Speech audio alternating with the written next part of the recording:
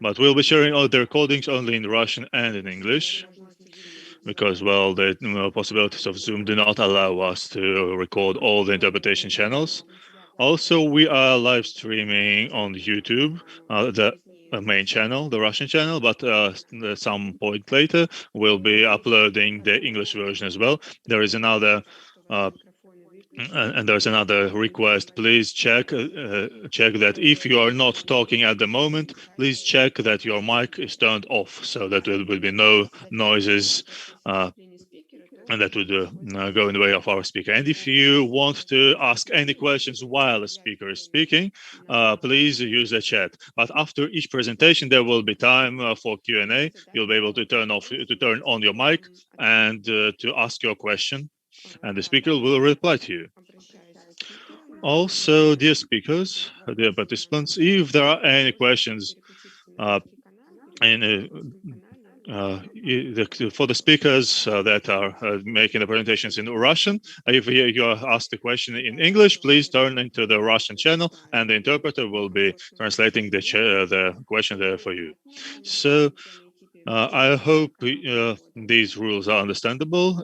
Does everybody understand where to click the interpretation button? So if there are no questions for the moment, let's go further.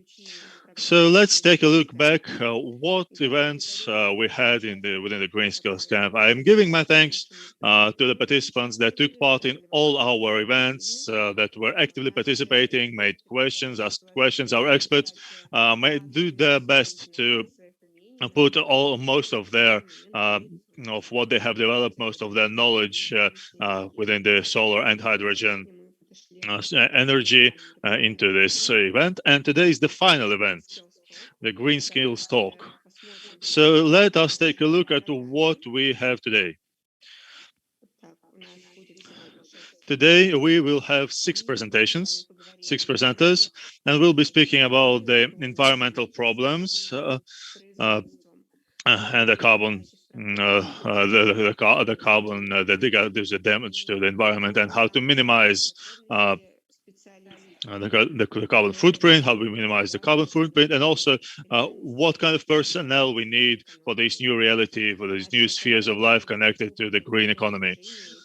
Our colleagues would share their experience that they have in bringing up and educating such specialists. And today we will have not only Russian experience here, but some experience from a foreign country as well. So let us get further to the first speaker. That would be Alexei Payevsky, deputy head of the Complex Center of the Scientific and Technical Institute at the Institute of Problems of Chemical Physics. Здравствуйте. Good Слышно ли afternoon. меня? Can you hear me? Yes, we can. Прекрасно. Great. Я постараюсь говорить I will медленно, be чтобы trying to успевали speak slow переводить. so that the interpreters would be able to interpret me at Мое their own выступление speed. будет Well, достаточно today коротким, I will be и speaking я briefly, постараюсь в and I will do my нем best поставить главную проблему, to которая put up сейчас the main стоит перед problem нами, that как we have перед today людьми, as the обладающими people who компетенциями have по водородным skills технологиям. connected to the hydrogen Безусловно, energy. Of в course, последние, наверное, несколько in the лет latest several years, водородная энергетика, the водородный hydrogen транспорт energy, the и вообще hydrogen все transport, водородные and технологии all в the нашей стране, hydrogen-related да и technology in за our рубежом country and in foreign развиваются countries as well, abroad as well, взрывным they have been образом. developing Буквально еще как 2 года назад не было so там ни fast речи that ни о like том, 2 что у years нас в ago стране будет we wouldn't be массово able even to производиться talk like водород, about mass ни production о of том, hydrogen, что у of fuel нас cells of в hydrogen скорости production, по Москве or поедут 2 years водородные ago we автобусы. wouldn't be able to talk Мы about только hydrogen buses готовились running the Moscow streets. к этому, и вдруг We were вот just preparing внезапно for все that. настало.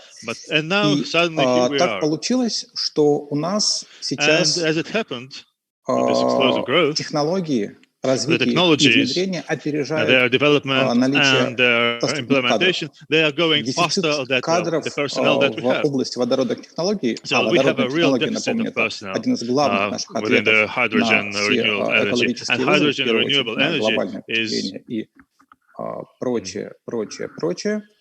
The hydrogen energy is one of кадры our не best успевают за reply технологиями. to Уже через 2 the года, challenges, в the 2023 году, environmental по challenges. Москве In должны пройти первые in 2 водородные years, in автобусы. 2023, В Moscow will 2024 have the году first на hydrogen Сахалине должен buses run the начать street. работу завод по 2024, производству we will водорода. have the first hydrogen Такие plant on заводы Sakhalin, on the island of будут Sakhalin, Russia, and we'll have the same kind of и в plants других областях страны. И возникает вопрос, кто на этих заводах будет работать, кто будет обслуживать эти автобусы, кто их будет заправлять и так далее и тому подобное. У нас не хватает кадров по всем направлениям, не хватает ученых, не хватает инженеров, технологов, не хватает среднего технического звена, то есть тех, кого должно готовить колледжи.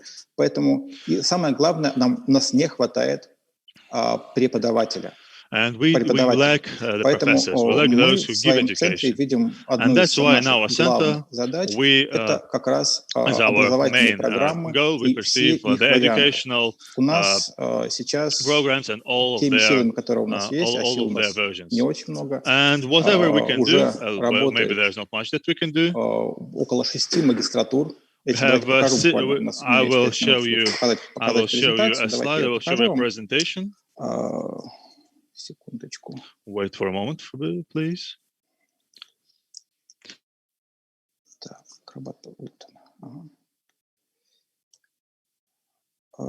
видна ли сейчас презентация, коллеги? Да, видно. Так вот смотрите, у нас буквально несколько слов, несколько слайдов. We have several slides about that.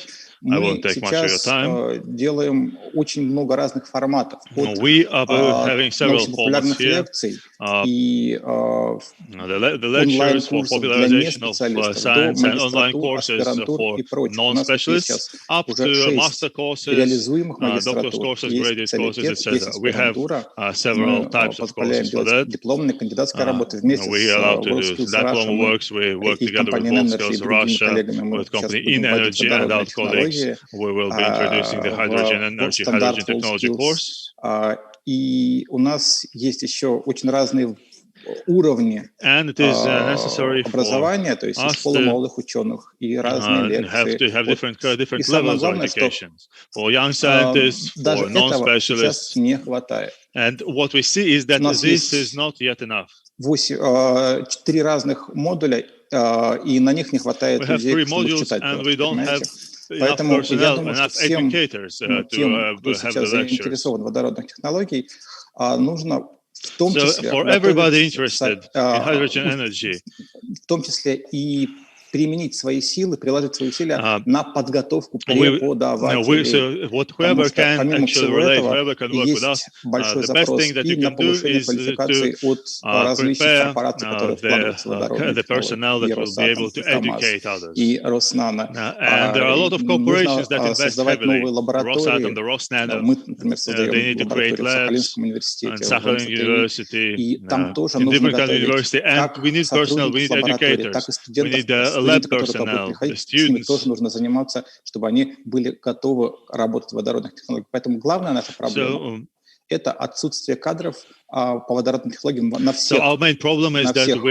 А самое главное – глубокая нехватка тех людей, которые будут их учить. Ведь недавно считали, что к 2030 году российская химическая промышленность в области водородных технологий потребует 1500 специалистов, которых нам нужно будет подготовить. Вот примерно такую проблему я вижу, такую проблему я ставлю. И нам решить ее можно только всем и сообща.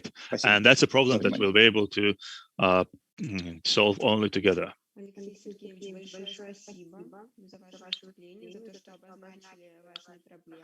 Вот сегодня как раз-таки мы поговорим о том, какими средствами можем обучить специалистов, какими средствами можем эти проблемы решать.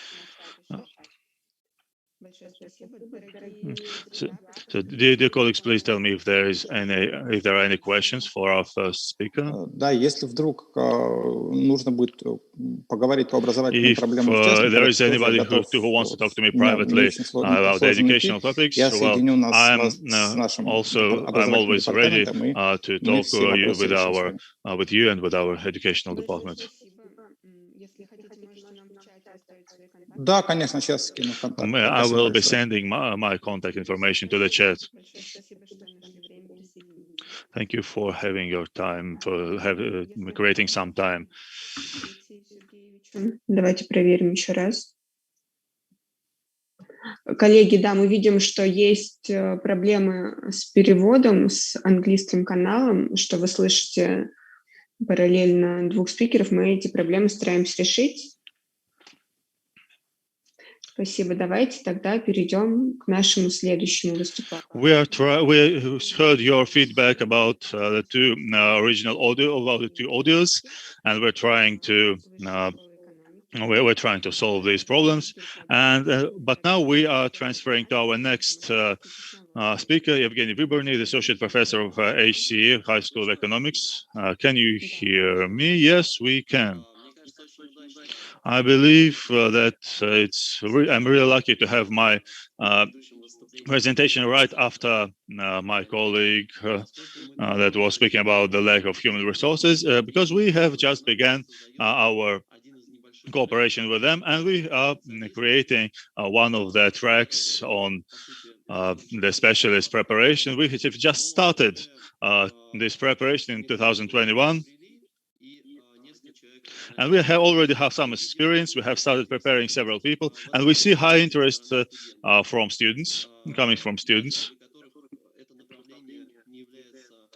Even from students who are not having the hydrogen energy as their primary profession. Even with the IT students, they're highly motivated.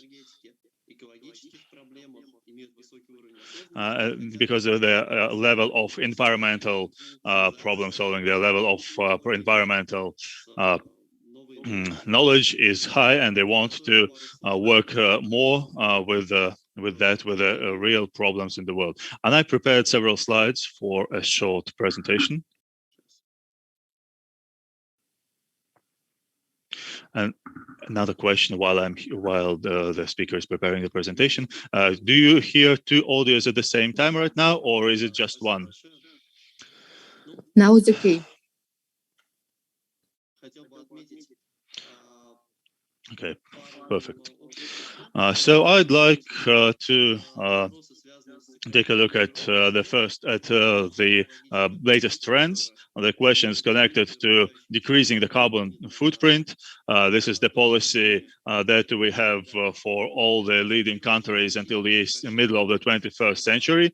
This should be the decrease of CO2 footprint, and reaching zero footprint to 2050. That would be the EU plan, but the Northern American plans are not so global. But we see that the renewable energy sources and the hydrogen is one of the leading the leading element as a pure environmentally pure power source. It's a possibility to bring some balance to electrical system, to decrease the emission of CO2 when we use the hydrogen and the electrolytic equipment. Here on the chart, you can see the main emission that we have. Well, we had 2014. Well, of course, it can change from year to year, but basically, it's pretty much the same picture. We have the electricity, the transport, and industry. And on this chart, what you can see, we have these pieces that actually protrude the answer of the chart a bit. The larger pieces here are the pieces where it's the most difficult to get to the get it to the renewable energy, and that's exactly where we will be able to use hydrogen, the transport and electricity generation.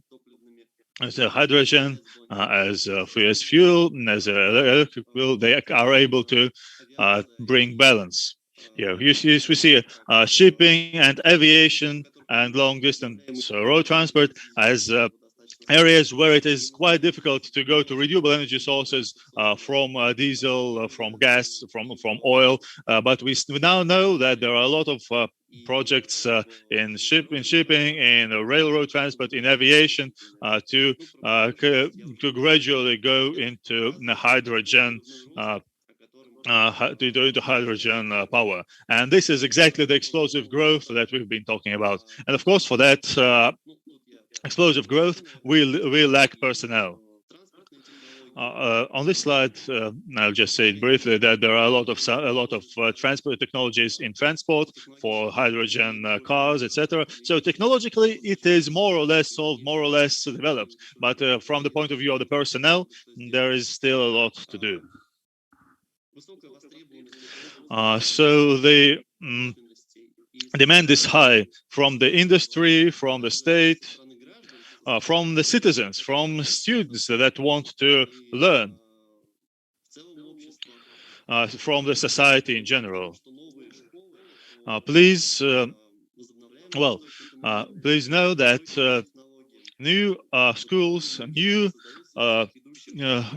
educational facilities are now created in all the leading technological and engineering educational facilities of the world, universities, the Caltech, the MIT, and there's a Finnish university that has a master course in it, a program for it, in European and American educational facilities, in universities as well. And today it is difficult for us to imagine a leading engineering school that only works within the electronics and like some sort of IT, the internet technologies, but does not have a department for environmental research, for renewable energy, for green tech. So because of that, MIEM, which is the name of one of the university, it is a faculty of it's a faculty of HCE, is a partner of HCE, of Higher School of Economics. So this is one of the faculties, one of the departments that actually is in charge of engineering education. In 2021, we began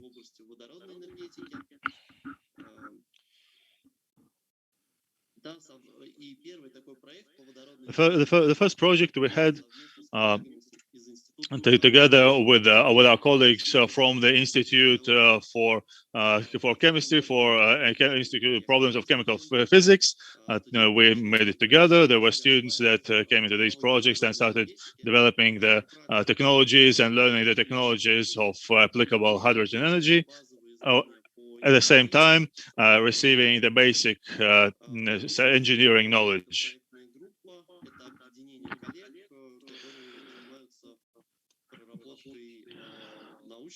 And we have the colleagues also that are developing science and leading forward the science in this area.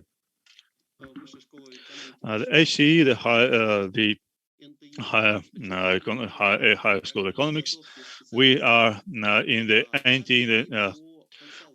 one of the national projects for hydrogen technologies. It is a big deal here in Russia.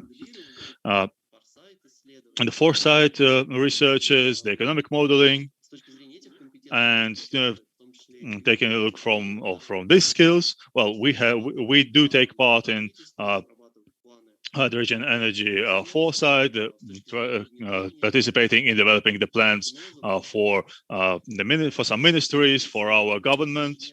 So what I want to say is that we not only have the engineering skills applied here, but sociology, skills here as well, the planning skills here as well. And later we are planning on opening educational trajectories for educational tracks for physics and for engineering that would pertain to hydrogen energy. And about our faculty and the whole university's infrastructure that would be useful for bringing up later the specialists. First of all, well, if we speak about the research and the development, it's not only the lab work, it is also the high level of skills for computer modeling and data analysis. And here, our faculty, our university, can give their facilities. We have pre-made educational programs. We have developed computer modeling technologies.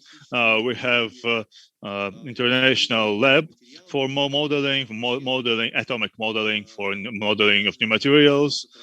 We have the digital modeling, the cyber physical systems, Internet of Things.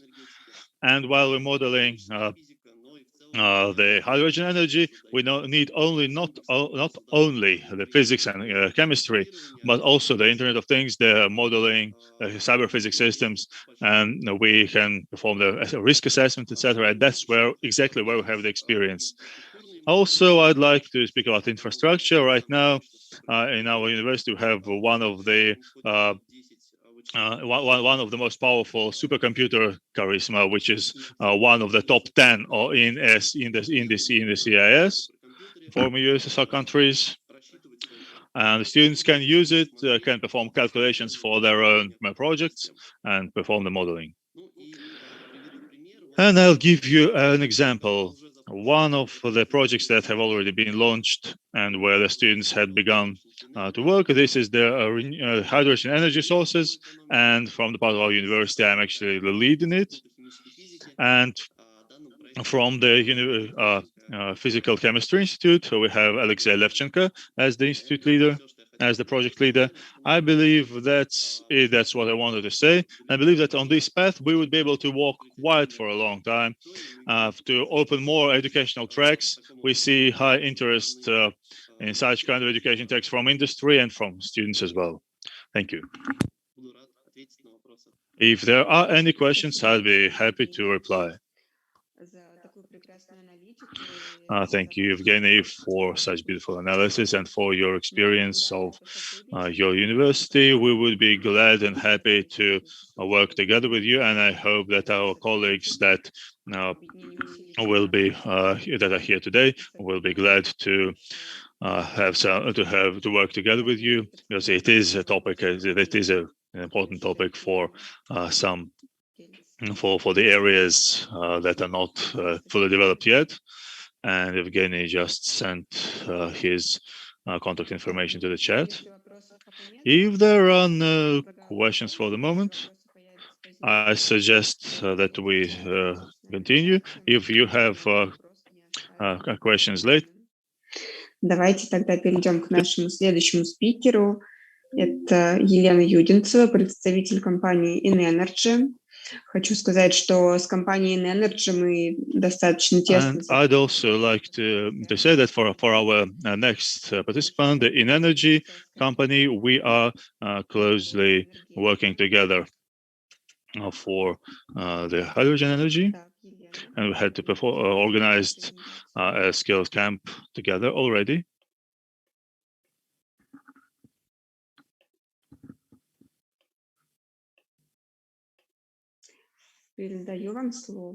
So I pass the floor to Elena from a company called InEnergy. So, dear colleagues, as I said before, we were actually the first one to open the skill camp this time. That was an honor for us, and thanks a lot to Worldskills Russia for being able to open this event. And today we are putting a close to the event, and actually telling you what we had performed, what we have done during this year, what kind of development we have, or what kind of difficulties we face, and what do we think about the development of hydrogen energy skill. So there is a lot of energy a lot of time devoted to the alternative energy, a big part of which is hydrogen energy. And I will skip it briefly. We had this presentation at the beginning of the skill camp. We know that the hydrogen can be used in different areas as electrical conductor, for power supply, for heating supply, on water, in air, on the ground, in all and any areas and places of our Earth. And that's why it is such a huge topic. So such new skills that we need for that area, that we might need for that area, it's hydrogen energy in a case, and creating different kind of power systems basing on fuel cells, on hydrogen fuel cells. I believe that if we work with that, I believe that if we work on it more, it would be children, it would be junior skills, participants that would be competitors that would be able to work on that, that would be able to create their own devices and pieces of equipment. And I will be agreeing with the last two presenters, the speakers. We have a lot of problems with bringing up the educators, and we don't have the educational standards for those. In 3 years, we already will have running the hydrogen buses on the streets of Moscow. And yet we still don't have the workers and the workforce that will be able to work with them. Even if we work together, when we work together with the government on that, there is just one college, the College of Modern Technologies in Moscow, that is ready to work to develop such a standard so that it would be able to create a new course for hydrogen energy. But there is still a risk that we won't be able to prepare the specialists, the professionals in time. But a good thing is that there is an additional educational tracks, additional education that can be used to give skills on hydrogen energy to children as well. And based on that education, based on that additional education, we'll be able to provide with with deeper courses, with deeper education later. That's at least that's the system, that's the approach that we are thinking of taking. And I believe that for hydrogen energy, we'll be able to have the competitions for junior skills, for future skills, and for this new area of green skills as well. I believe this age of 14 to 22 is the most enthusiastic young people, and I believe that's the best age to teach people to work with hydrogen energy. And our company works on developing the skills for the specialists that would be servicing the equipment based on hydrogen fuel cells. Then the skill centers for the new mobile renewable sources is planning to develop the skills connected to the hydrogen transport, and I believe that we will be able to work together with that future skills center and overcome the difficulties that our society is now facing.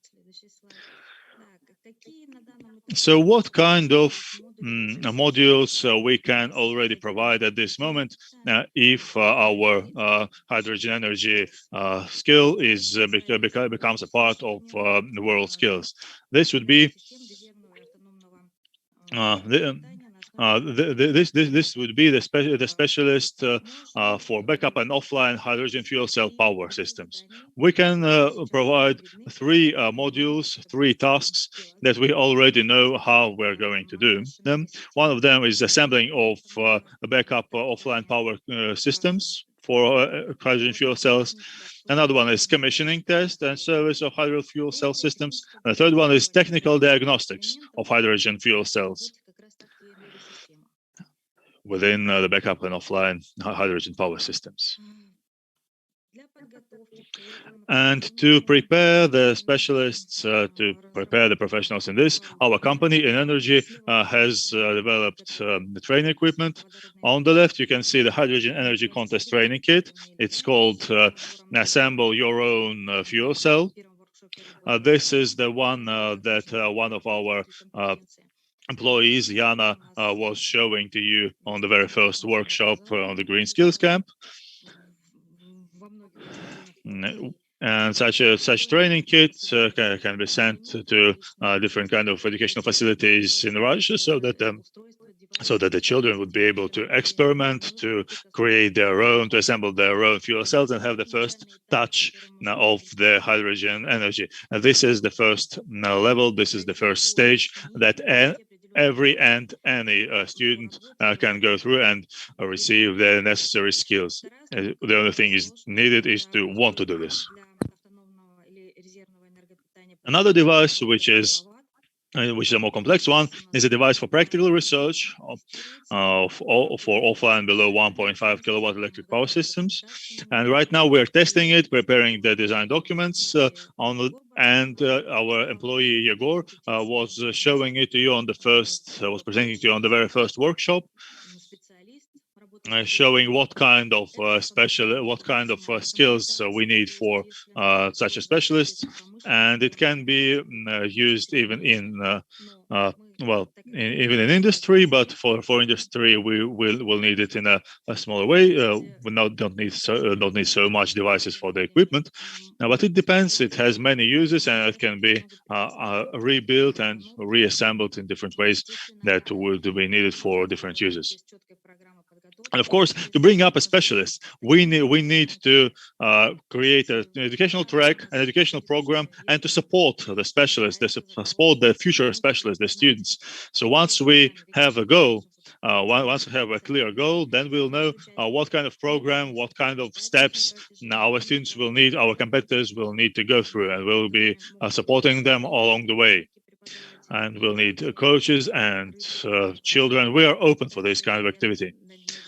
And also, I hope that our colleagues will work together with us and share their experience. And this would be the experience that we'll be able to give further to the educational system in Russia, which I believe is the most difficult thing. Because, I mean, we have the people of science that know everything. We have the scientists that develop it, but we need the workforce. We need those who will perform the operations themselves. And this is where we lack people. This is where we lack personnel. We don't have for those specialists, for those future specialists, where to learn and from whom to learn. And I hope that we'll be able to create the educational standards for professional education, and maybe later for a higher education as well. And I hope that Russia will go to a level it deserves. And we will be also always happy to share our experience to our foreign colleagues. So the main skills that we can see already that we need to work in this direction, to work in this area, I won't read the list. But there are cross-cutting skills, the interdisciplinary skills, but there are specific skills as well, because the hydrogen energy specialist is a unique specialist. It's like several specialists from different areas in one. It's like a universal soldier, if I can put it this way. It's a new kind of specialist, a future kind of specialist that we don't have here now at the moment. It's like about five different areas in one. In every area, there will be something that is needed for such a specialist, and the skills that should need to be trained in that area. So that's what I wanted to tell you. If there are any questions, please do not hesitate to ask. Thank you.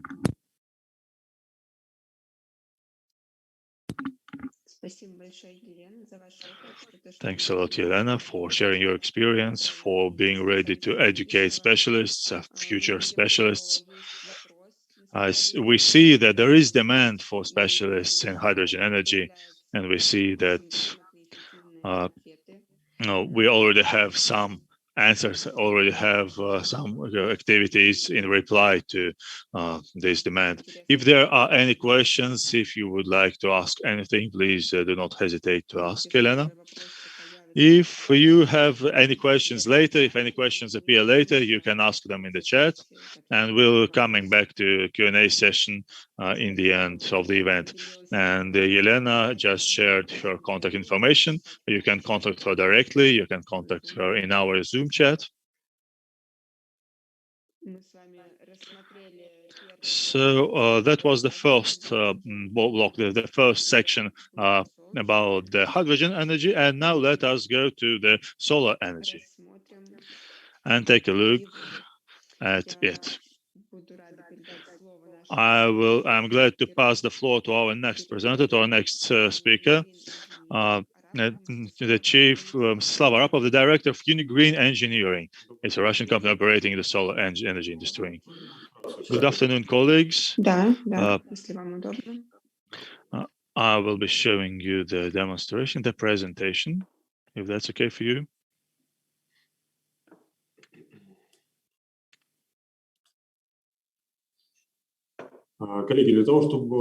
So, dear colleagues, to tell you about what kind of personnel we need, I'd like to first tell you who we are and what we do. Our company is a vertically integrated renewable energy company. And we have a lot of smaller companies in our structure for electric photovoltaic modules, for design documentation, for EPC, we trade in electric energy that we generate ourselves. We perform maintenance, O&M, of all the equipment that we have, and we also sell the solutions, starting from the autonomous and standalone hybrid solar plant systems in Russia, in Europe, and in other foreign countries. So first, I'd like to tell you about the volumes that we have at our company. At the moment, we have, in different countries, 3 gigawatt of power, or 3 gigawatt of capacity until up to 2025. At this moment, it's 1.3 gigawatt. And we have solar power plants under construction in Russia, 845 megawatt, of which the 500 megawatt power plants will be built within the next 2 years. And we have more than 200 employees. We are now building a plant in Kaliningrad that would be producing more than 1.3 gigawatt a year. It will be built according to a new technology, HGT, where there will be the best things for monocrystalline modules and membrane modules as well. It is this HGT technology has one of the biggest potentials on the market. So our research and development, that is research and development center that we have in St. Petersburg. It is actually the author of the technologies that we have, and the key is constantly developing and modernizing the technologies. We have more than 30 technology patents registered for that research and development center, more than 200 scientific developments, and more than 150 scientific publications. And about the plant that we are currently building in Kaliningrad, it would be the largest European PV manufacturer, and would be producing more than 1.3 gigawatt worth of PV modules. We will be starting from raw material control to the photovoltaic modules, and we'll start the supply from 2023. So this is about the HGT-based product range, the strongest of which is 450 watt, and it has unique parameters in what pertains to the temperature coefficient, which means that we'll be able to work both in very cold and in very hot climate, and in Russian climate conditions, and also our warranty is much better than our competitors.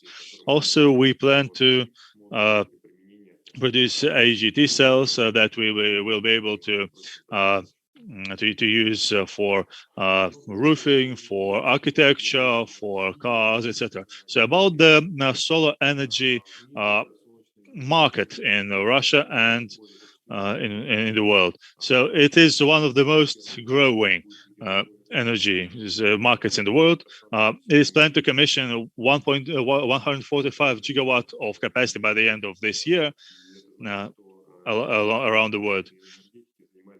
And currently in Russia, also we see that for all the renewable energy, the solar energy would take more than 50%. And in Russia also we have annual growth every year. And for now, already we have the wholesale energy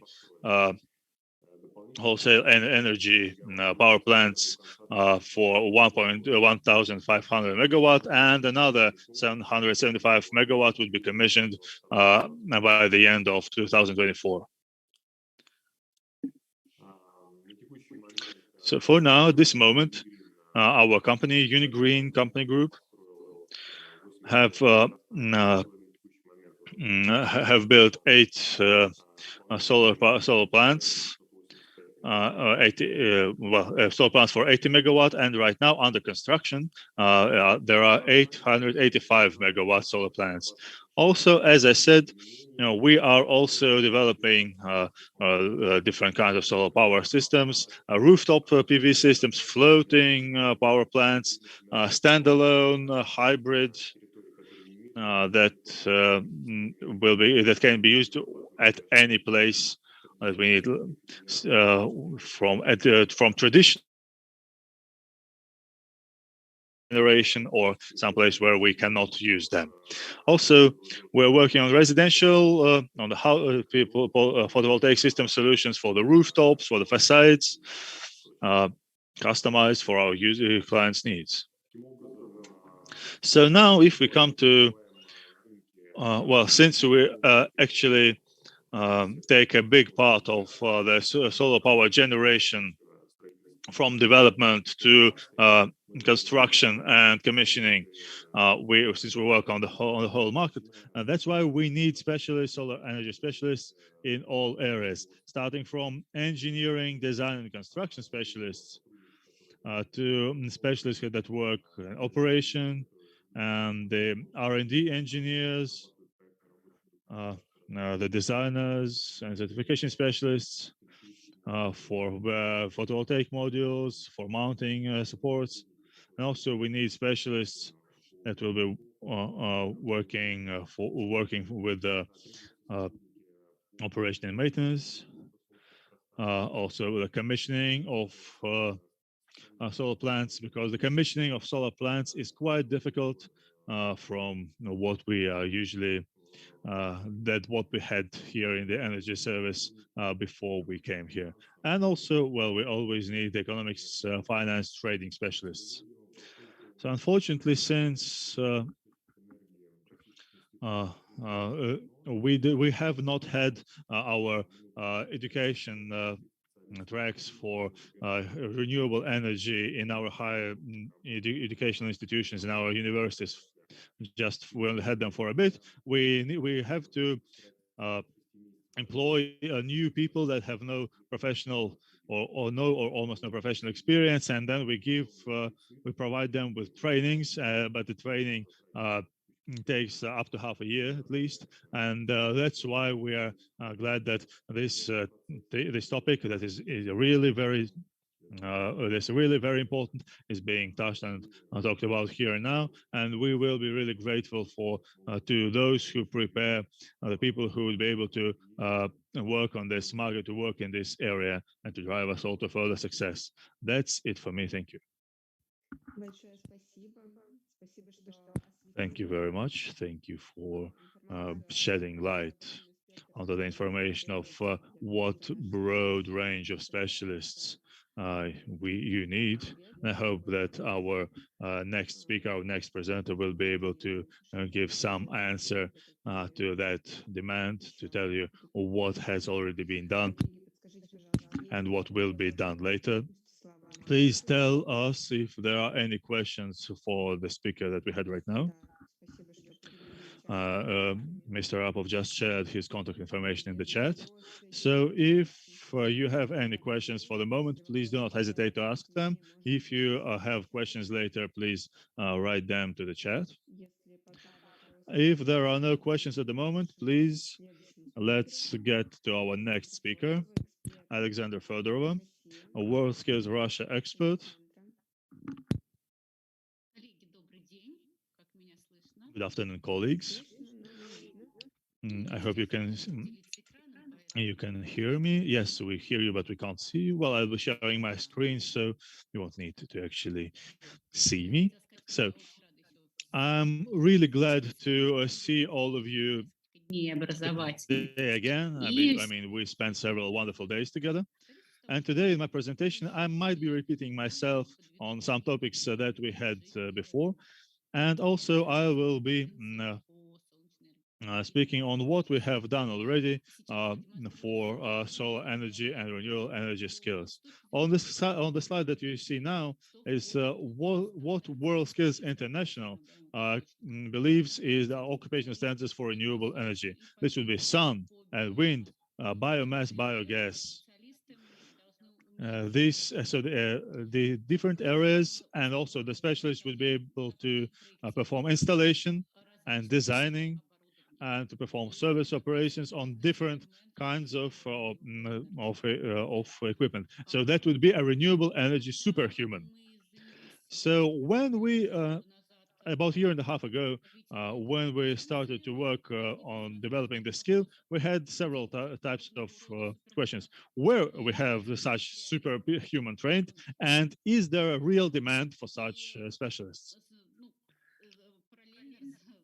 And at the same time, well, we were asking people about both questions. And of course, we understood that there are no, I mean, in Russia, there is no educational facility that would provide the whole education on all of the areas and on all of the levels of qualification needed, designing and mounting and installation at the same time. But there is not really a demand for such unique super specialists. There is a demand for narrower kind of specialists. So what kind of specialists we need in Russia? We have the demand for vocational education, for photovoltaic modules installer, for specialists that work for wind farm stations, that biomass equipment installation. And if we take a look at engineering skills, the university education, there is demand for designers, for those who design systems, and specialists who calculate economic efficiency, which is actually connected to what our previous speaker was saying. So what do we do when such kind of standard difference in the standards we receive? So what do we decided? We decided that in Russia we'd be developing three separate skills: the solar power skill, the wind power skill, and the biogas skill, and hydrogen skill as well. So in each of these skills, we plan that there will be specialists of different levels, starting from installation specialists to specialists who would be able to design equipments and power plants. So I'd like to share my experience with you, my training experience. So the colleagues that already were present at these sessions before, I believe you have already seen that before. We have visited several solar power plants this summer. We actually participated in their construction. So we have practical experience. And also we visited several facilities connected with with wind farms, with wind energy. Here you see the mounting of the pillars for solar power plants. Here we're using the specific geodesic tools, the levels, the measuring tools. We need to choose the right direction and the right level for installation of the photovoltaic modules. Now here you have the mounting and the installation as it is. That is what we have assembled. We have mounted and assembled several photovoltaic. That's our practical experience. But this practical experience allowed us to begin to create the infrastructure list for the skill pertaining to the mounting, installation, troubleshooting, commissioning of the photovoltaic module solar power. So now we, as you can see, on the premises of 2 educational facilities in Moscow, we assembled 2 solar power plants. This will be the educational facility called 26th Frame and Moscow Educational City Complex, Educational City Facility. And one of the stations, one of the power plants is actually mounted outdoors so that we will be able to really, like in real life conditions, obtain the solar energy. And the other one is indoors. On the one indoors will be the one indoors will be using for training indoors because it's it's quite cold here, so we'll need a more comfortable environment for training. For the moment, we have almost finished the technological description, the infrastructure list, and now we are thinking, and now we are finishing the demands to the venue for the skill. So when we began to think about the demands to specialists, we started to work. What do these specialists need to know how to do? And we understood that there are specific skills and some cross-cutting skills that we will be able to train in other educational facilities as well, not necessarily in special programs for solar industry. And we created a list for renewable energy and solar systems specialists. These skills, these skills, again, we separate into 2, the cross-cutting and the unique, the specific. On the slide that you see now, these are the cross-cutting skills. They're working with technical documentation, working with regulatory documentation on electrical safety, electrical installation, team working, lean production, using of software, UAV skills, etc. So these cross-cutting skills, well, there are a lot of them. There is a long list. Now, this slide features only the main cross-cutting skills. And there are also unique, specific skills that we need to train using specific and unique tools, using unique measuring tools, using unique mounting tools, diagnostic tools, knowledge of structural rigidity standards, knowledge of the installation algorithm, working with specialist software,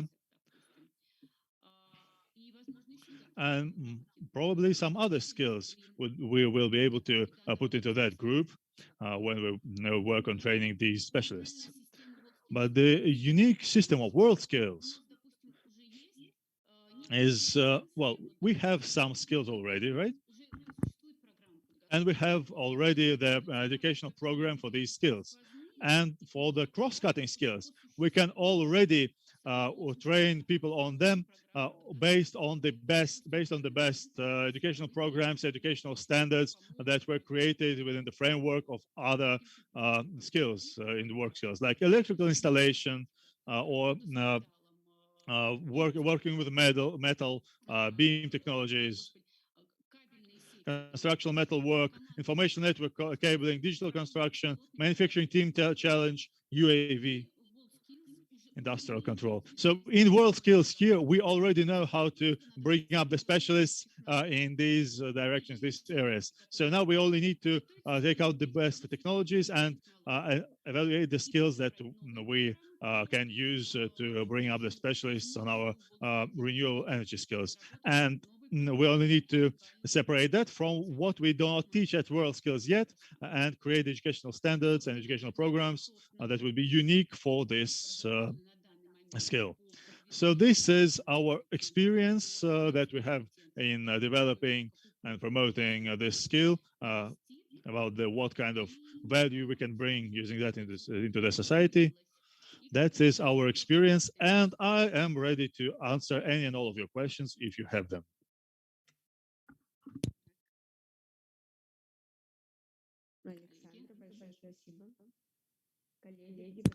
Colleagues, please tell us if you have any questions.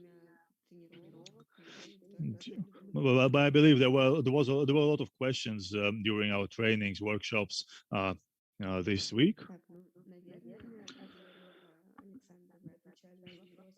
So I believe that Alexandra was replying to the questions so in such details that there are no questions right now. But if you have any questions, please do not hesitate to ask them in the chat. And now we have several questions asked during previous sessions. We'll leave time for Alexandra to reply to them in the end. So if there are no questions to Alexandra for now, so please let us go to our next speaker. And here I am proud to present on our today's event a foreign speaker. We have not only Russian experience, but international experience as well. Mr. Abhinav Shukla from India. Mr. Shukla, please. I am passing the floor to you. So thank you. Thank you very much for inviting me as a speaker in this World Skills and the Russian initiatives. So today you have given me a very interesting topic, that the renewable energy and green skilling. So let me share my screen to explain it. I have a very small presentation for explaining this. I believe that my speed of speaking and my accent is good to understand for the interpreter. Mr. Interpreter, can you please confirm this, that my speed, what I'm speaking? Yes, Mr. Shukla, I understand you perfectly, and your speed is awesome. Please continue at that speed. Yeah, thank you. Thank you very much. Thank you. So let me share my screen. Okay. So, yes.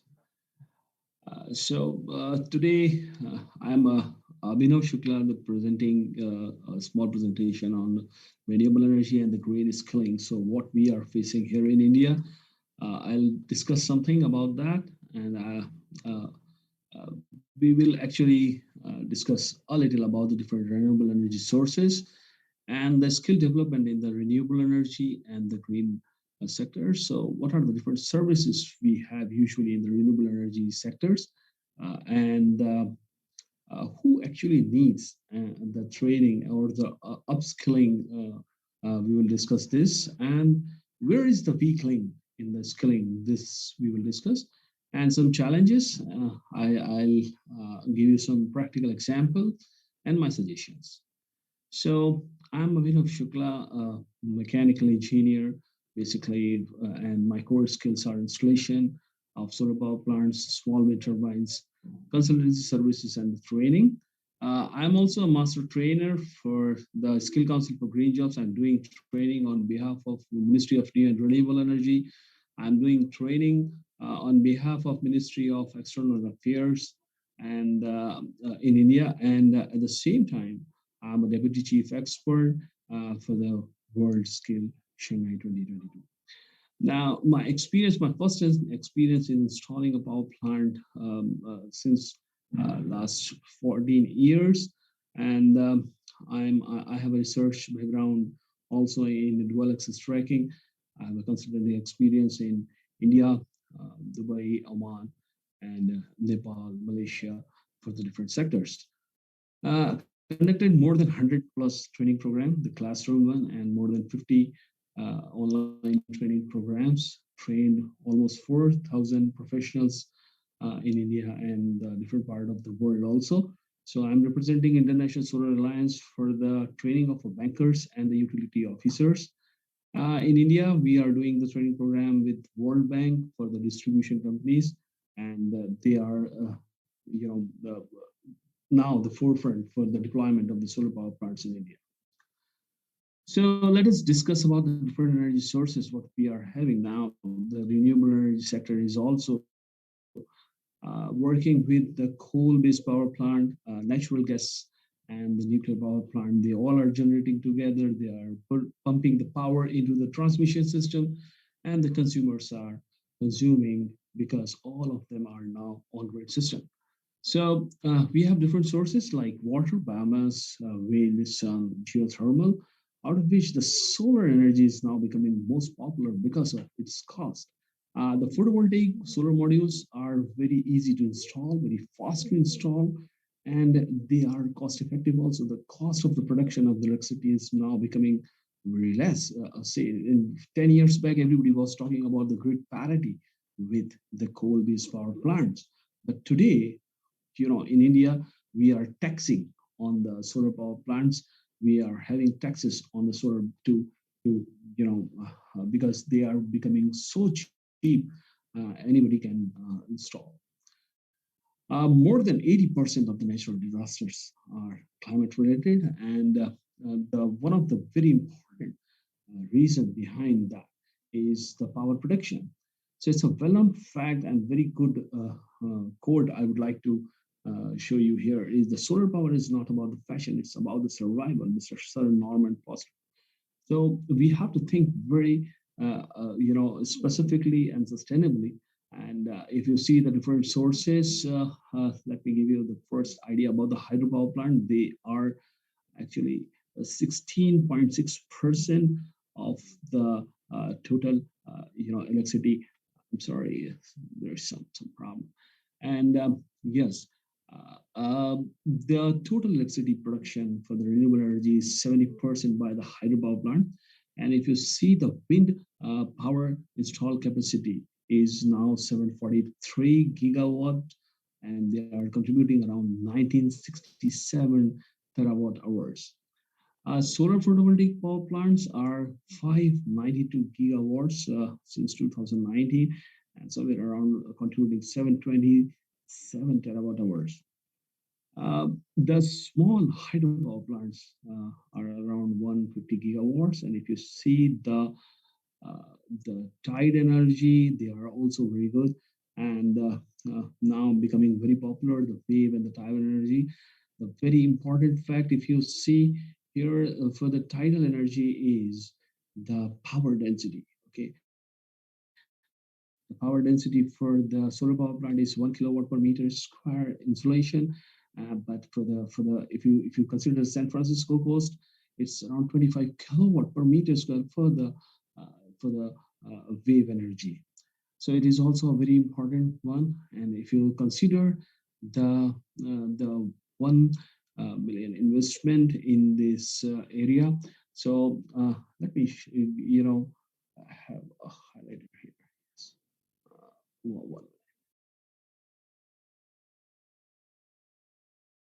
So if you see here the wind energy, if you invest the same amount of money in coal sector or the wind energy or the solar sector, you generate more employment in these wind, solar, and the biomass. So employment opportunity is very high if you invest with the same amount of. And this study is done by Massachusetts University, which is one of the most reliable and authentic data they release. If you see the employment, the solar photovoltaic is at the #1 position, and it is generating a very good amount of employment opportunity for the different people. Now, let me give you an idea about the different services in the renewable energy sector. So, #1 is the EPC company, as we have the Unigreen with us, and the EPC company doing the engineering, construction, procurement. And some manufacturers are also there, definitely. But yes, if you're talking about the services, the EPC is very important. The INC services like installation and commissioning services are again very, very critical and important. A site survey, yes, it is again very important because you have to do not only the civil survey, you have to go for the solar resource assessment also. So these are some very important things. After the installation, you need operation and maintenance services, the consultancy services, plant audit. Yeah, this is now becoming very, very critical in India.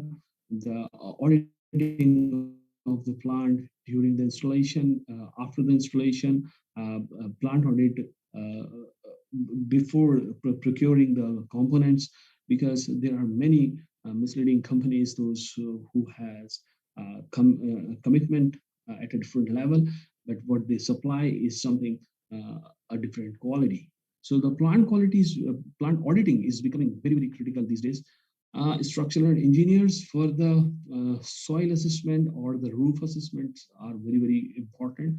And these are the basic services which is very important. Apart from these, the power purchase agreement, PPA, and the legal services are also very important. And these all sectors need special purpose trainings, or you can say the capsule programs for everywhere. Okay, and you can convert a normal civil engineer into solar engineer. You can convert a normal vendor into a solar structure manufacturer, like that. So if you see who need skill development, everybody, like investor, entrepreneurs, engineers, technicians, legal advisor, accountant, utility engineers, bankers, because now what we have is the on grid systems. We have to work with the grid codes. And we need financial assistance also. So bankers should understand the reliability factor, the probability of 50% or the P90, P70 analysis, the reports what we are generating from the softwares, how reliable they are, and what are the real-time factors which affects the power generation from the solar power plants. So we do the trainings for the bankers on behalf of International Solar Alliance or some other platforms. And these are the people, those who need skill development. So the myths for in the investors' minds are like, so SPV is not no risk business. Okay, they feel that this fuel is free. It's very simple to install. There's no O&M required. No license are required, but it's not true. They need to understand where to apply. What are the different clearances they need for the power plant installation. EPC companies think like not much technical thing. It's very simple to install. We can work at a very small margin, and it is very simple to design. There are some softwares you can learn in 5-7 days, and you can become the expert. So these all are the myths. Okay, the distribution companies thinks it's a loss of my business. Why should I promote the solar power plant? If the solar power plant pump the electricity into the grid, my transformer will need a special attention, or the operational maintenance will increase for the transformers. Due to net metering, the grid stability will be compromised, and it will be very difficult to manage the things. These are the many myths which are there inside the mind of different, the stakeholders. The technical consultants think that the DPR, the detailed project report preparation, is very simple. Okay, project management of a solar power plant is very simple. Techno-commercial planning is very simple, but no, it's a very complex financing involved in solar, and it is all depending upon mainly the three things. Number one, how much you are electricity generating out of one solar power plant. Take an example: you are installing a solar power plant in Russia. It will generate in a different way, and the different amount of the electricity in comparison with Oman, Dubai, India. Every place you have different level of generation out of one solar power plant. The efficiency of the solar module is depending upon the temperature conditions. So the technical consultants, they cannot say this 1 kilowatt plant will generate 1 kilowatt, or 1 gigawatt is generate 1 gigawatt. It's not like that. So you have to compare with the existing, the power generating sources. Like if you have coal-based power plant, they have different level of capacity utilization factor. But for the solar, it is quite different. Okay. Yes. So you need a different level of training. Number one, the activity performer, activity supervisor. 3, activity controller. Number 4, activity manager. These all are the people involved in the solar business, and a different level of training is required. But the training of the technician is highly critical and considered as the weakest link in the skilling. You can train a designer. He has to work on the computer. He has some set of softwares. He knows how to run a software. He can make a very attractive report for the power generation. This will be my generation scenario after 10 years, 5 years. Every year he will give you the entire analysis with the help of some software.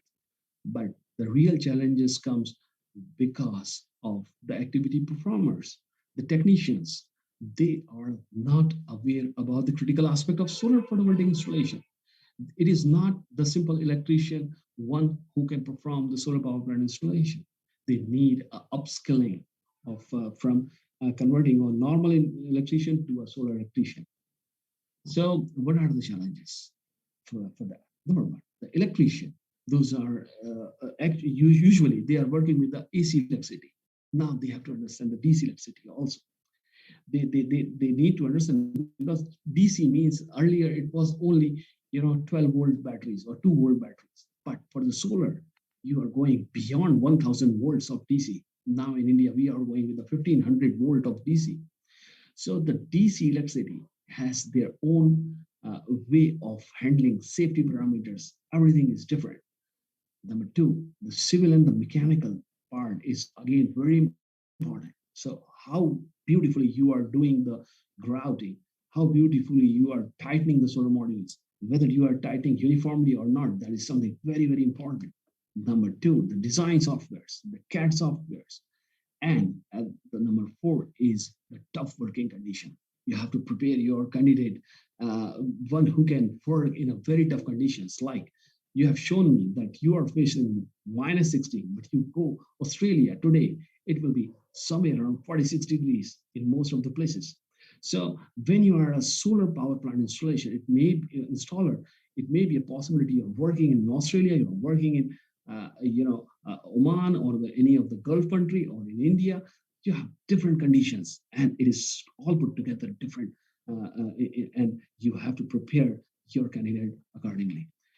Number five, which is something very critical, the working with the solar specific tools. They are not common electrical tools. They are already different because you have different connectors, you have different way of installing the plants. So you have to very, very aware about the the safety aspect also, because if you are doing any mistake, it could be fatal. Let me give you one example. A PV installer fell to his death through this skylight. This is a recorded document. If you see the California Department of Public Health, if you read the OSA regulation, you will get this, this photograph. So this you should understand when you're going for the site survey. You have to be very careful about these.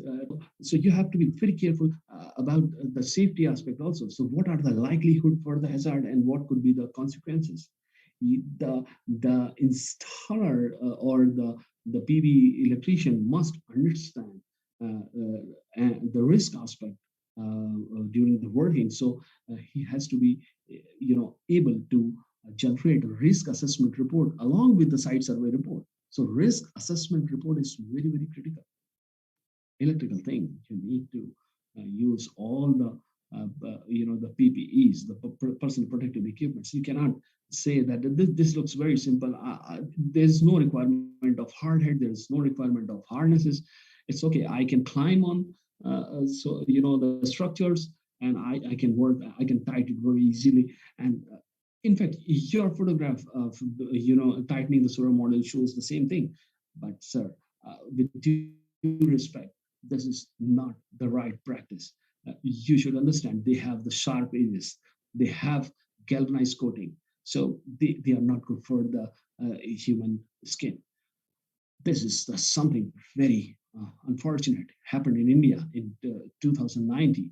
One engineer died just because they were not aware. This is something very silent, the solar power plant, and just it happened to injure badly, and it was burned, death.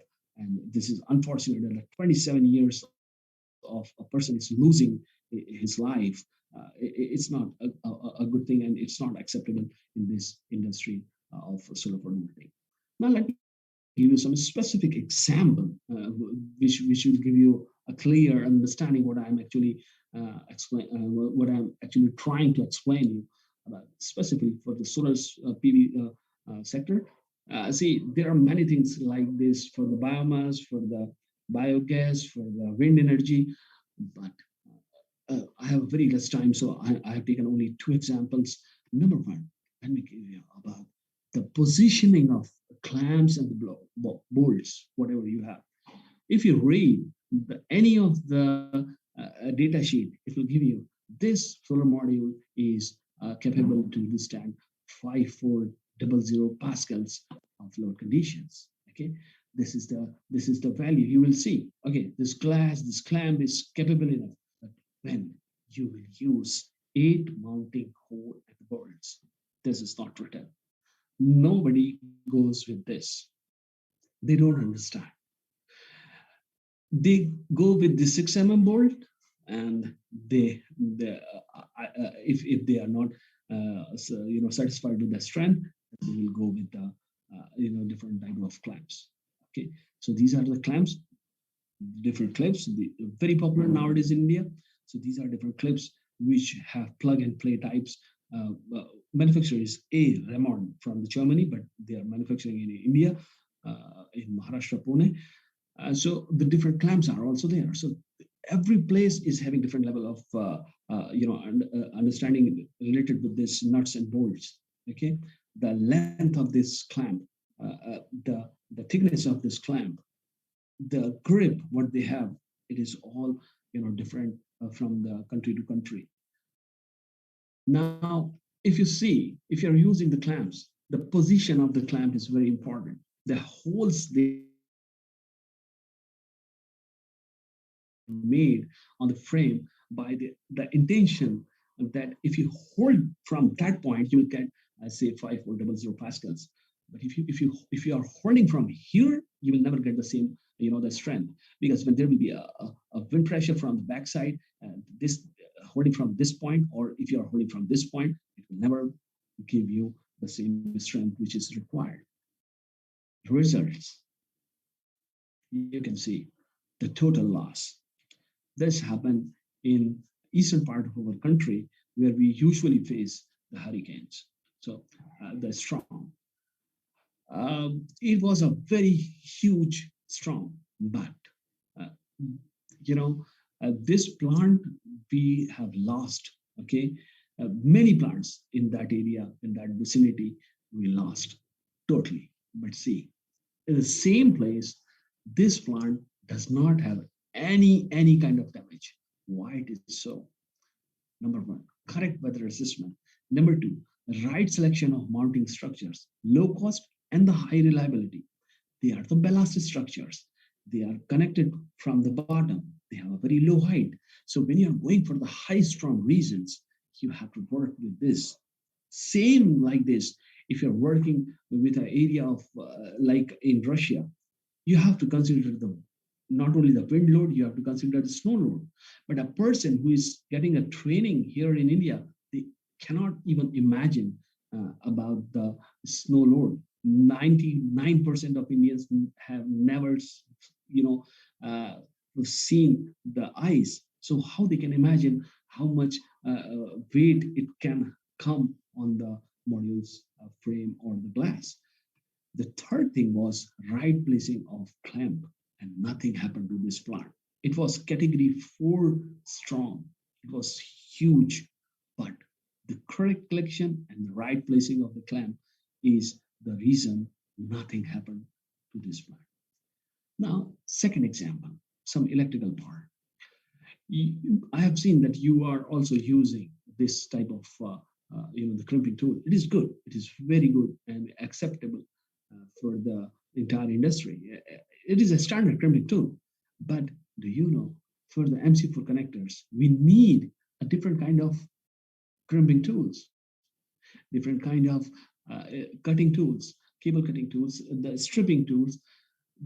If you see the stripping, okay, so the length of stripping the wire is something very important. How much length you are stripping. So there are many critical aspects you should understand when you're going for the solar. Okay, let me give you the comparative analysis of these two crimping tools. If you have a simple crimping tool, it is always a shear operation, not a parallel motion. It's because of that, there will be a rolling in of crimping area, not uniform. So just because of that, you will never get a good crimping for the MC4 connectors. Now, the second disadvantage, for the simple tool, you don't have auto release after the complete job. You don't have the auto relays, the variable crimping force during the crimping process. That is again a big challenge. So this is something one should understand when you're working in the area of solar. There are certain things which is solar specific you should teach during the training program. Disadvantage number 3, not fulfilling norms criteria, missing gas tightness, no stable long-term behavior. These are the important things.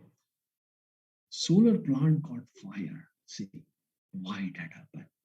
It happened just because of loose contact and the wrong crimping. So the wrong crimping is something what I believe the biggest reason for the failure of the solar power plants. And it is happening everywhere. It is happening in Japan, it is happening in USA, it is happening in India, everywhere. When you have your solar power plant, there is a huge chances for the fire and it can burn like anything. You cannot stop it because you cannot stop sun to give the energy. If you have, and just because of that, now the inverters are coming with some specific or say auto fire control circuit interrupters. So AFCI are now becoming very popular. Now, just take an example of electrical engineer. They never had such kind of protection system in normal course of electrical engineering. So you need to be very careful with the new things which are coming in inverters and what are the significance of that. Best practices or the bad practices. You can see here, it looks already good, okay, but unfortunately, it's not a right way to install a solar power plant. And the results, the melting meters, it is a mess. Okay, it is there in India. We have audited this plant and we have, reinstalled this power plant, and because untrained people make hundreds of mistakes. We have entire presentation for that of say 100, 200 slides in that. We have n number of case studies where we have improved the solar power plants. Now you can see this is something which is actually required. This is a good quality power plant installed by me only. You can see here the alignment of the solar modules, the footings, the alignment. You can see the straight line is coming. Okay, this is aluminum structure. It looks very good, uniformly installed. Okay, come to the inverter part. Okay, see how beautifully the marking and cabling are there, how beautifully the wiring has been done here. So these are some very critical aspects which are missing. We understand with the solar is connecting 20 solar modules in series is done, the designing. No, sir, this is not that simple. Another, some of our installation, you can see the good quality installations. So we need this type of installations because it's a matter of 25 years. You are saying that you have a better warranty for the solar modules. I agree, but you are installing Unigreen, a very good quality, 24% efficient solar module. Heterojunction solar cells are there, N-type solar cells are there. They're very good. I'm 100% sure they will work for more than 30 years. I'm 100% sure because I have seen solar power plants working since 30 years, and they have a generation of say 80-85%. They will definitely work. Only thing which is required is good workmanship, a good maintenance, and if you have this, the solar plant will be a fit and forget type of thing. Now, what to do to achieve quality skilling in renewable energy? What to do? Trainings. You need good trainers. You don't need professors here. Yes, professors have their importance, but here you need to develop a different kind of people. They are the trainers. Now, customized training program to whom you are giving the training. That is something very important. Customized training program. Number 3, lab. You need a lab, but you need to make it an experience center also. like what you have made. It's a very good example of that. You know, now if you're talking about the trainers, one who can learn the new things and then he can teach. That is something important. Who can perform the task like the crimping. If I'm giving a lecture on the crimping, if I'm giving you a lecture on the contact theory, like this is MC4 connector, it has a multi-lamp theory, but if I'm not able to crimp the MC4 connector, it is of no use. The, the message cannot transfer. Okay, you need to explain by doing. So hands-on is more important than the theoretical part. Customized training program designed as per the requirement. And most importantly, you have to regularly update it. Even in solar, if it is hydrogen, I believe that there are huge possibility of updation. Every day there is a new invention. But in solar also, you have to update your presentations, your way of skilling. Every day you need to upgrade it at least in 6 months. Okay, lab come experience center. The test projects, whatever you will make, it should uh, capable enough to explain the concept, like you are explaining azimuth angle or the tilt angle or the concept about sun earth geometry. You have to be, you have to have some sort of arrangement for that. Real-time components will work good, like 3 kilowatt on-grid power plant. If it is working and a student can see that yes, it is working, it is generating the power, he will be happy that in 2-3 days I'm able to install a complete power plant which can generate the power as per the specifications, and then he will have the confidence. Now, for that, what kind of trainers you need? You need two people. Not a single trainer can do this thing. One technician trainer plus one lecturer. It may be a professor also. So the combination of these two can deliver which is required. Number two, hands-on and the theory ratio is very critical. If you are doing the training for a technician, it should be 75-25 or 80-20 ratio. So 80% of hands-on, 20% of theoretical classes. But if you're doing this thing for the discom engineer, it may be reverse. Discom engineers need to understand the theoretical aspect more. He needs to understand about the anti-islanding protection, how to perform it, how to assess the size of the power plant, like that. The lab come experience center must have practical demonstration of concepts like shadow analysis. If there is a shadow, what will happen? It's not a very difficult thing. You can just put your emitter or the multimeter with the solar module, and you just put your hand and put the shadow on it. You can see the difference in terms of ampere generation.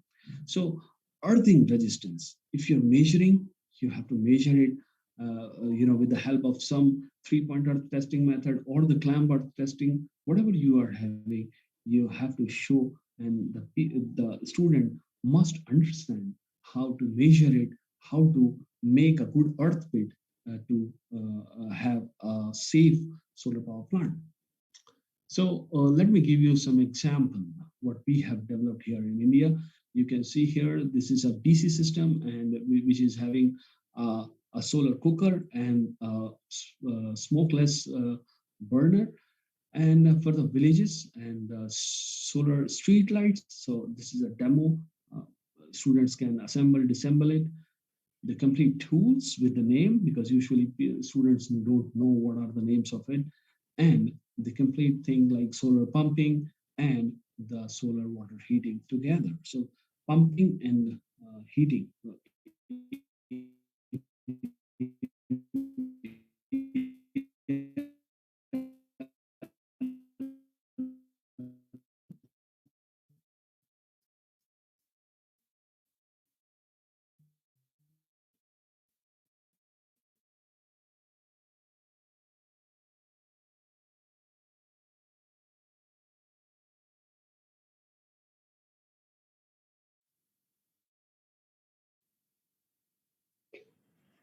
Так, я вижу, что у нашего спикера небольшие технические проблемы.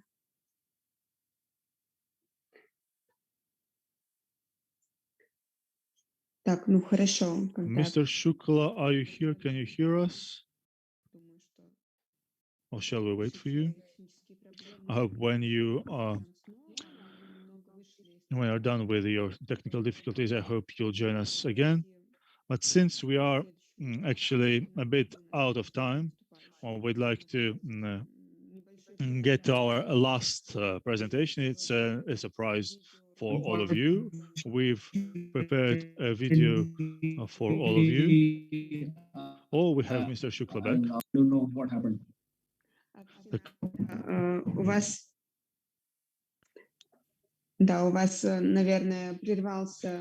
I believe you had some technical difficulties with internet connection, and I would actually like to ask you to get to the end of it because we are a bit running late.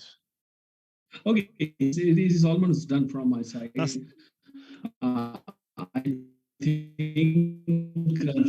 I think it is all done from my side. So we have developed some the training kits also, and thank you very much. It was done.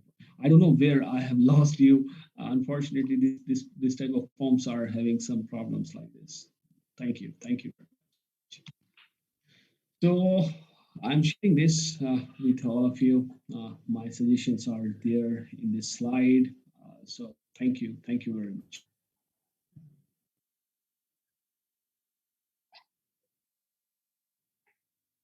Большое вам спасибо.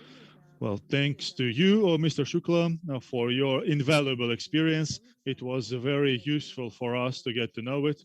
And thank you for bringing up such important topics as safety while working with the alternative energy resource and the myths of Discom, distributors companies. We would be really great. It would be really great. We'd be grateful if we would be able to work together in the future and in this area. So, dear colleagues, if there are any questions, you can to Mr. Shukla, you can ask them in the chat, or you can turn on your mics and ask your questions. I do not see. I don't see any questions right now. Mr. Shukla just sent his contact information, so please save this contact information. I believe it will be useful. And right now, I'd like for you to watch the video of the Green Skills Camp, in which all of you, well, many of you have participated.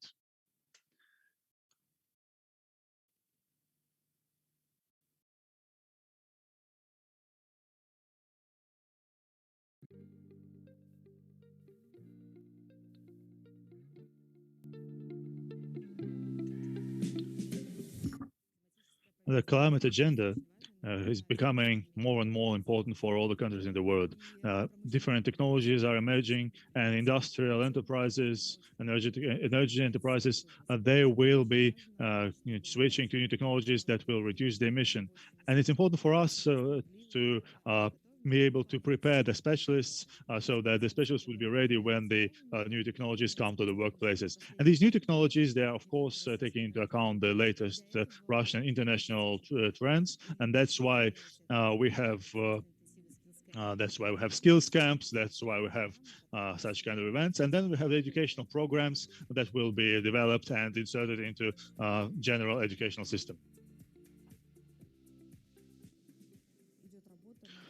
We're working on developing the skill of a specialist that will be working with the backup and offline and standalone hydrogen equipment. This is kind of a universal specialist that will be able to work with a hydrogen transport or with a cell tower, so that they will have some basic skills. And we know that in like 3 years, it's planned to have the hydrogen buses running the streets of Moscow, and we'll need some service specialists that will be performing O&M. A specialist in this area is a kind of person that knows not only some kind of basic things, not only the basic knowledge, but it's an engineer in a global sense of work, in a global sense of the word. When we talk about climate change and new regenerative economy, that is a cross-cutting direction. And I believe at some point, the green skills will actually appear in any skill, in every skill. And for us, it's an important step to be a leader, to lead in this field of green technologies, as well as in the educational services that we provide.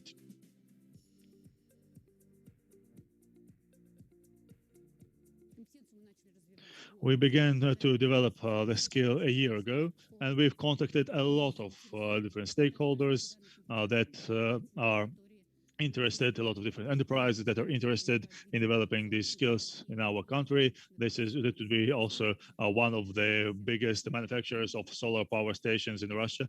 And the professionals, well, the professional personnel, the specialists, these would be in any skill. It would be the people that are on the top of their game, the cutting edge. So what we need is actually the need and the wish to learn and to self-improve. A specialist in this kind of skill needs to possess the skill of at least the basic electrical installation and specific unique skills for testing of photovoltaic modules and for the maintenance, for the service.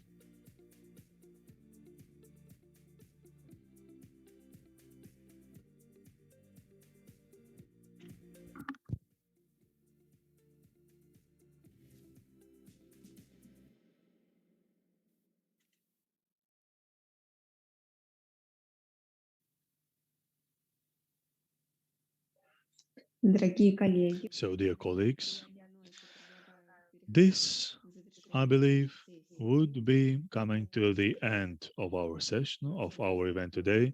So if anybody wants to bring up any questions, anything now would be the time. At the moment, I do not see any questions yet.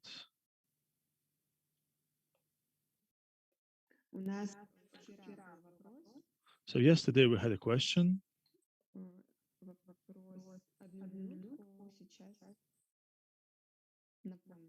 Please wait a moment while I get it. There was a question yesterday. How do we use photovoltaic modules to generate only active energy? Alexandra will be able to reply to it. But I see that Felix Matthias is here, the one who was actually asking the question. So Alexandra, and dear colleagues, just in case I wrote the answer to the chat in Russian, well, I'm replying the way that we understood the question. Well, please understand that that's how I understood the question. So, provided that the solar panels had already been selected and installed already on a pre-made, ready-made steady construction at the optimal angle of inclination to the horizon, we can only influence the generated power by a competent selection of the rest of the equipment. Mainly, that would be the charge controller. And also, these are the maximum power point tracking controllers that are most often used. Its main feature is to increase the efficiency of solar panels by so-called pooling the maximum amount of energy by selecting a certain voltage and current. So that would be my reply. Just in case, I wrote it in Russian into the chat as well. The question was in Spanish yesterday. I believe would like to have the same reply in Spanish in the chat. Thanks a lot for the reply.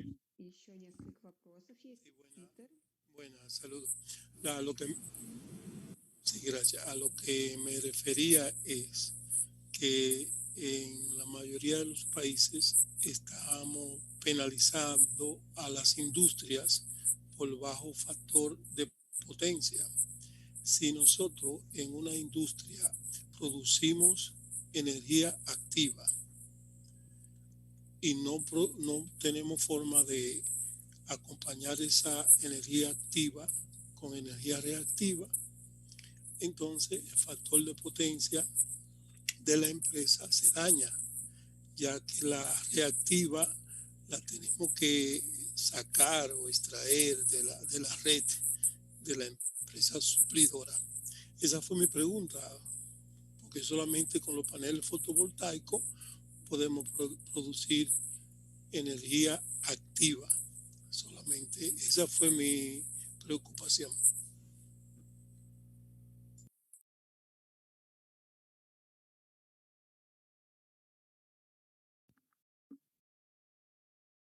Я поняла вопрос, в чем был в России. Okay, understood the question. So in Russia, it was a question about the law. In Russia, we have a microgeneration law in Russia. It's about small households and about bigger solar station. That would be the question of providing the electric energy to the networks. That's actually about the special distributing centers on the regional level. We do have some. Also, Mstislav Arapov from Unigreen says that he can also reply to the question. I believe that the question is the active and reactive power.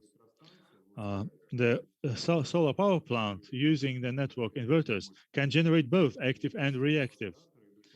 But the system operator or the owner of the power plant can change the parameters, and by this provide the necessary level of generating the reactive power. I believe that's the answer. Well, thank you.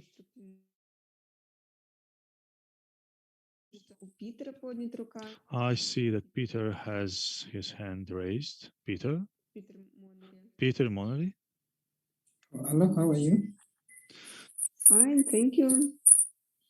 I think the session has been well. The only question that I have is that there's some time I was a bit busy with other things I couldn't attend. So I'm requesting if the video recordings will be shared to the team that was attending to this Green Skills talk for us to be able to also listen and understand more what we missed.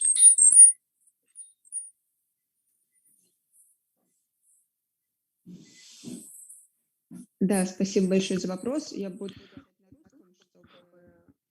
русскоговорящая аудитория тоже понимала. Видео. Of course, we are recording the video, and of course, we will be sharing the video, well, both in Russian and in English. There will be a newsletter in which we will enclose all the materials. Thank you so much. Thank you. Thank you. Thank you.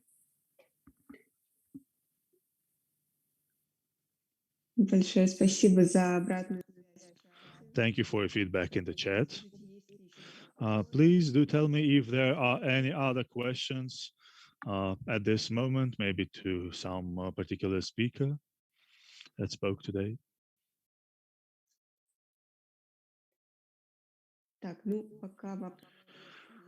Well, at the moment, I do not see any questions. So our contact information is here on the slide, below the slide. You can send your questions to our email address. Maybe questions, maybe some solutions. Maybe we could work together. In some future events. Also, you see our YouTube channel. Where we will have posted all the videos of all the events, and we'll have the final newsletter in which we'll share all the materials. Thank you for joining our event. Так, вот я вижу, что...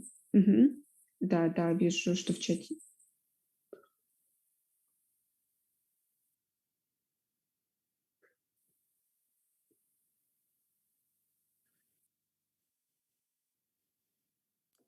Ну, это зависит от применения, да, соответственно. Well, about the question for HJT, well, that's a technology that has the mono and actually the monocrystallic plate on which we have on which we have a thin the thin film pulverized as well. So it's a mix of technologies. So it's actually it actually depends. It actually depends on what usage you have for the technology. I mean, it depends on the solution depends on the problem that you have. For instance, if you are thinking of building a business center and the HGT, you need to use it as an architecture solution. I believe that the thin film is the best because they can be of different color. Now with or maybe two-sided modules for creating shadow that also can come in different colors. So the choosing of the module depends on where you use it.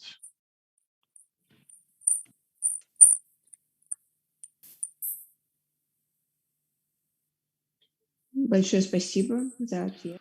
Thank you very much for your reply. If there are any other questions, now would be the time.